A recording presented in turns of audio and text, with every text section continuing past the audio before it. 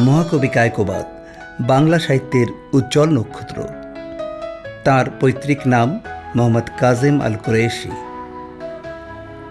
1857 সালের 25 ফেব্রুয়ারি ঢাকা জেলার বর্তমান নবাবগঞ্জ উপজেলার আগলা পূর্বপাড়া গ্রামে কবি জন্মগ্রহণ করেন।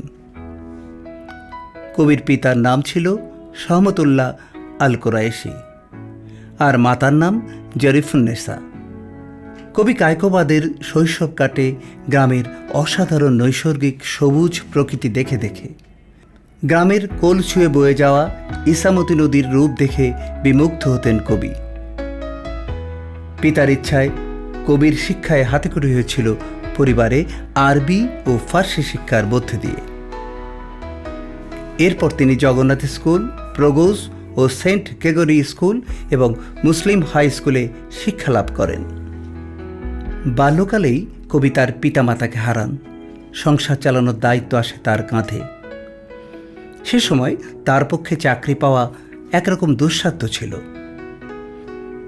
ঢাকা মাদ্রাসার অধ্যক্ষ জনাব ওবায়দুল্লাহর সুপারিশে কবি কায়কোবাদ অস্থায়ীভাবে কেরানি পদে মাত্র 20 টাকা বেতনে চাকরি পেয়ে যান ডাক বিভাগে। পরে এই পদটি স্থায়ী হয়। কেরানি পদ থেকে উন্নীত হয়ে কবি কায়কোবাদ পরবর্তীতে পোস্টমাস্টার হয়েছিলেন। মহাকবি কায়কোবাদ অসংখ্য কবিতাসহ অসাম্প্রদায়িক আধুনিক শুদ্ধ বাংলায় গীতিকাব্য ও কাহিনী কাব্য রচনা করে গেছেন।